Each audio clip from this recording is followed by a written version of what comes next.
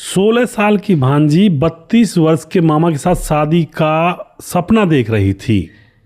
दोस्तों, सपना भी बड़ा अजीब था। 32 साल का मामा और 15 साल 16 साल की भांजी है। अब यहाँ पर मामा से जैसे शादी का सपना देख रही थी तो मामा को यह लेकर भाग जाती है, लेकिन उसके बाद मामा ने सातिराना तरीके से इस भांजी को रास्ते से हटा दिया होता है। आखिर क्यों तो उसने रास्ते से हटा दिया, जब वो उसके साथ भाग चुकी थी, उसके साथ घर बसाना चाहती थी, फिर भी मामा ने उसकी हत्या कर दी या फिर किस तरह से उसकी जान ले ली। पूरी कहानी यहाँ पर जानेंगे। वीडियो को लास्ट तक ज़रूर देखा करें, क्योंकि इन वीडियो से हमें बहुत कुछ सीखने को मिलता है। नमस्कार, मैं हूं सुदेश कुमार और तिरछी बात चैनल में आपका स्वागत है। यह घटना घटित होती है मुंबई से सटे पालघर के अंदर मानखुर्द इलाके के अंदर, जहां पर एक कोमल सोनार नाम की 16 साल की लड़की रहा करती है अपनी माँ और अपने छोटे भाई के साथ। उसकी जो माँ होती है हॉस्पिटल में साफ सफाई का काम किया करती है और उसका छोटा भाई है। 3 लोग ये आराम से एक घर के अंदर रहा करते और अच्छे से इनका समय गुजर रहा होता है। माँ कमा कर लाती, बच्चों को पढ़ाती खिलाती और बड़े कर रही थी। लेकिन दोस्तों, अब क्या होता है, यहाँ पर इनके पिता की मौत हो जाती है कुछ दिन पहले, और पिता की मौत का आरोप इसकी माँ के ऊपर आ जाता है कि इसकी माँ ने कुछ ना कुछ ऐसा किया है जो पिता की मृत्यु हो गई है। अब माँ के ऊपर आरोप लगाए जा रहे थे। कोमल इससे परेशान थी भी या नहीं थी वो तो अंतर्मन जाने, लेकिन दिखाने के लिए लोगों को परेशान थी। तो अब कोई दिक्कत नहीं है। उसके बाद दोस्तों आता है 15 नवंबर। 15 नवंबर को कोमल सोनार घर से गई थी कुछ सामान लेने बाजार, लेकिन वह वापस नहीं लौटती है। वापस जब नहीं लौटती है, शाम हो जाती है, तो माँ को चिंता होती है। माँ भी ड्यूटी से घर आ चुकी थी। माँ इधर उधर पता लगाती है, लेकिन कोमल सोनार 16 साल की बेटी का कोई अता पता कहीं भी नहीं मिलता है। आस पड़ोसियों से पूछती है वह माँ कि भाई तुमने हमारी बेटी को देखा है? आस पड़ोसी कहते हैं कि भाई हमने नहीं देखा। तो उसके बाद माँ बड़ी चिंता में, टेंशन में घिर जाती है और इधर उधर फ़ोन करने लगती है। अपने भाइयों के पास फ़ोन करती है, क्योंकि उसके भाइयों के पास भी कई बार ये लोग जाया करते थे, यानी कि मामा के पास। अब कहीं भी कोई अता पता नहीं मिलता है। तो अब आ जाता है 16 नवंबर। 16 नवंबर को माँ ने अपने छोटे भाई अर्जुन के पास फ़ोन किया। छोटा भाई अर्जुन जो कि 32 साल का है और वहीं उनके पास थोड़ी दूरी पर एक कमरा किराए पर लेकर रहा करता है, और वह नौकरी करता है कंपनी के अंदर गार्ड की। तो वह वहाँ पर कमाने के लिए आया हुआ है। अब 16 तारीख को जो माँ होती है अपने छोटे भाई अर्जुन के पास फ़ोन करती है, तो अर्जुन कहता है नहीं मेरे पास तो नहीं आई कोमल। और उसके बाद कहता है देखते हैं, ढूंढता हूँ मैं भी कहाँ गई है। अब फ़ोन कट जाता है। तकरीबन आधा घंटे के बाद अब जो मामा अर्जुन होता है वह फ़ोन करता है अपनी बहन के पास और कहता है कि कोमल मेरे पास आ गई है और तुम चिंता मत करो, मैं उसे आपके पास लेकर आ रहा हूँ। तो माँ की टेंशन जो होती है थोड़ी ख़त्म हो जाती है। लेकिन दोस्तों, अब ये क्या, जो भाई था जिसके पास फ़ोन किया था, जिसके पास कोमल पहुंच गई थी, वो भी उसको लेकर नहीं आ रहा। 6-7 घंटे गुजर जाते हैं। अब दोस्तों 6-7 घंटे गुजर जाते हैं तो अब जो ये माँ होती है फिर से अपने भाई पर फ़ोन करती है, लेकिन अब उसका भाई फ़ोन, घंटी तो बज रही थी लेकिन फ़ोन नहीं उठा रहा था। बेटी कोमल फ़ोन उठा ही नहीं रही थी, पहले से ही उसका फ़ोन स्विच ऑफ किया हुआ था उसने अपना। अब जो माँ होती है उसके पास पुलिस का फ़ोन आता है। वहीं से थोड़ी दूर रेलवे ट्रैक के पास एक पुलिस चौकी होती है, वहाँ से फ़ोन आता है। तो उससे पूछा जाता है तुम्हारी बेटी कोमल कहीं खो गई है? माँ कहती है हाँ जी मेरी बेटी खो गई है, उसी के इंतज़ार में बैठी हुई हूँ, पता नहीं कहाँ चली गई है। पुलिस वाले उसको चौकी पर बुला लेते हैं, जो कि पुलिस स्टेशन रेलवे ट्रैक के पास, यानी कि रेलवे स्टेशन पास चौकी होती है रेलवे वाली, वहाँ पर उसको बुला लिया जाता है। अब वहाँ पर जैसे ही ये माँ जाती है तो वहाँ पर एकदम से एक ऐसा नज़ारा इसको दिखाई देता है, जो इसका छोटा भाई था 32 साल का, उसको पुलिस ने हथौड़ियों से जकड़ा हुआ था। अब तो इसको गुस्सा आ जाता है, मेरे भाई को हथकड़ियाँ लगाई हुई हैं। एकदम से जाती है पुलिस से लड़ जाती है कि मेरे भाई को ऐसे हथकड़ियाँ क्यों लगा रखी हैं, इनको खोल दो। लेकिन पुलिस वाले कहते हैं कि अरे मैडम रुको तो सही, हमारी बात तो सुनो पहले।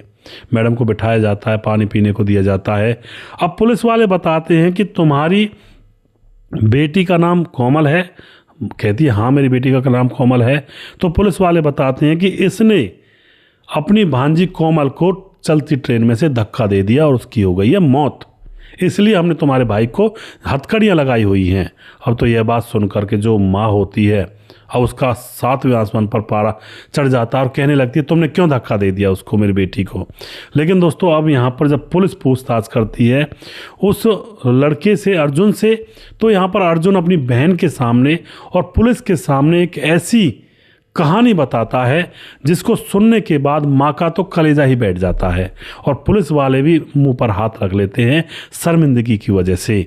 वो कहानी क्या थी? वो कहानी दोस्तों ये थी, जो ये मामा था अर्जुन, ये अपनी बहन के वहाँ पर चला जाया करता था क्योंकि यह शहर में रहकर काम कर रहा था। तो अपनी बहन के वहाँ पर चला जाया करता, बच्चों से खेला करता। तो इसकी 16 साल की जो भांजी थी कोमल सोनार उसको घुमाने के लिए ले जाया करता, हाँ, कहीं बाजार में या फिर इधर उधर घुमाने, आइसक्रीम खिलाने। तो इस तरह से जब ये घुमाने के लिए ले जाता है तो कोमल सोनार को अपने मामा से ही प्यार हो जाता है। वह उसकी तरफ दूसरी नज़रों से देखने लगती है, भोगने वाली दृष्टि से देखने लगती है और उसके बाद एक दिन वह मामा को प्रपोज कर ही देती है।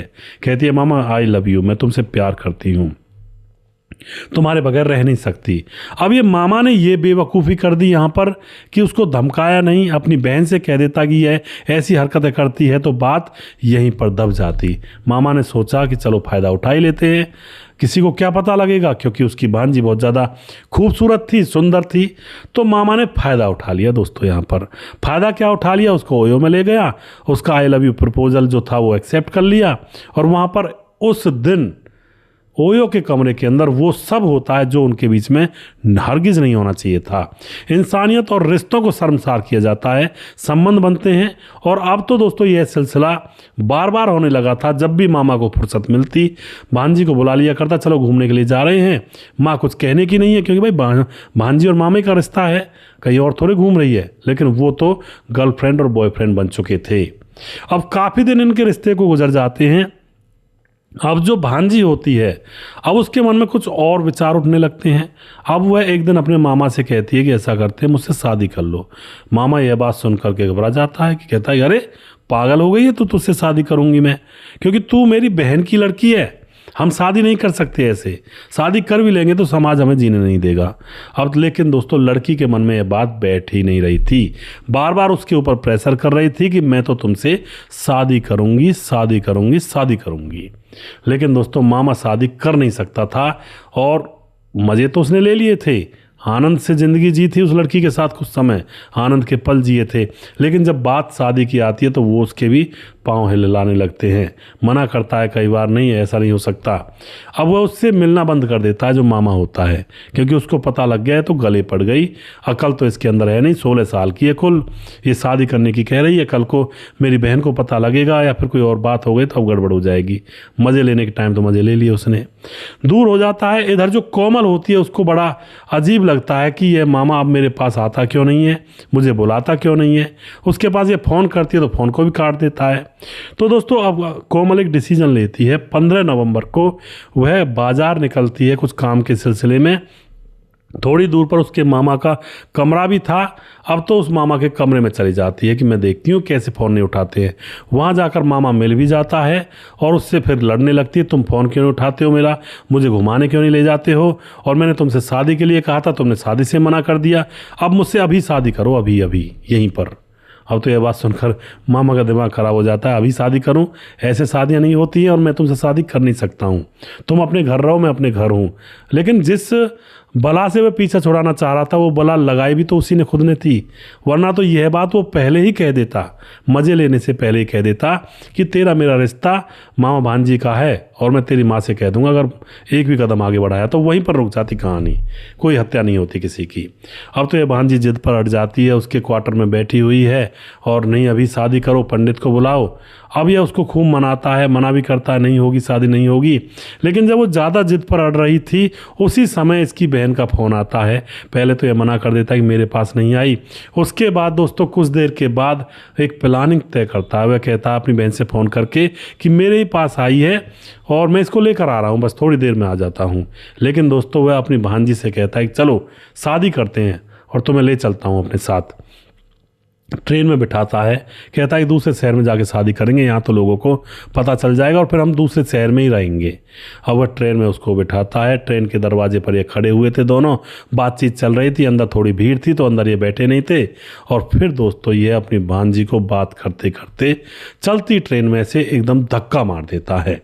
जैसे उसको धक्का मारता है, ट्रेन में जो सवार लोग थे वो देख रहे थे, इसको तुरंत पकड़ लेते हैं।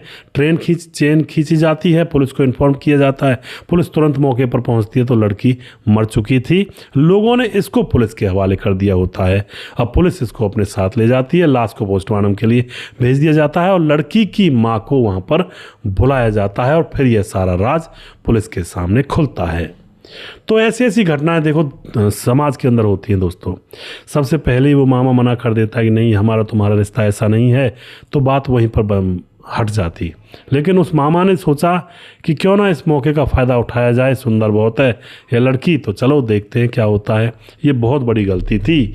जिस चीज़ को हम छोटी समझते हैं कि कुछ नहीं होगा, ऐसा कर लेते हैं वैसा कर लेते हैं, वही सबसे बड़ी गलतियां होती हैं दोस्तों। हमें उन चीज़ों से बचना चाहिए। लगती है वो गलती छोटी सी, किसी को क्या पता लगेगा, ऐसे करके निकल जाएंगे, लेकिन अंत में वही चीज़ें कई बार मौत का कारण भी बन जाया करती हैं, वरना घर तो उजड़ने का कारण वो गलतियां बनती ही हैं। तो कभी भी किसी के हवस के चक्कर में ना पड़े। अगर किसी के प्रति रुझान हो भी रहा है तो चुपचाप वहाँ से निकल लें, थोड़ी देर के बाद रुझान खत्म हो जाएगा और जान बच जाएगी, घर उजड़ने से बच जाएगा, ज़िंदगी बच जाएगी। तो दोस्तों सावधान रहें, सतर्क रहें। वीडियो के लास्ट में कुछ भाइयों के नाम ज़रूर लेना चाहूँगा जो हमारे वीडियोज़ को देखते हैं और हमें खूब सपोर्ट करते हैं। हमारे साथ हैं समाधान पाटिल, जलगांव महाराष्ट्र से हैं। राजेश शर्मा कमेंट करते हैं, कुछ नमक मिर्च वाली कहानी भी सुनाया कीजिए जी। राजेश जी, नमक मिर्च वाली कहानियाँ, अब कुछ लोग कहते हैं कि कहानियाँ कुछ ज़्यादा नमक मिर्च वाली होती हैं, आप कह रहे हो और ज़्यादा नमक मिर्च चाहिए। तो देखिए कहानी को थोड़ा सा लेवल, कोशिश तो मैं करता हूँ लेवल बनाने की, लेकिन ज़्यादा नहीं कर सकते क्योंकि सच्ची कहानियाँ होती हैं, इनमें ज़्यादा क्या बताएं आपको, जो होता है वो मैं बता देता हूँ। उसके बाद हमारे साथ सुजीत कुमार कमेंट करते हैं, रजत सैनी कमेंट करते हैं, अमित पटेल कमेंट करते हैं, अशोक कुमार, सुदेश भाई कहानी से कुछ ना कुछ सीखने को मिलता है और आपको मैं बोलना चाहता हूं, अशोक कुमार मेरा नाम है, मेरे साथ जो आपने अपने साथ घटी हुई कहानी है, दोस्तों को ऐसे दिन नहीं आते तो अच्छा हो गया होगा। और ये थोड़ा लिखने में गलती हो गई है अशोक भाई।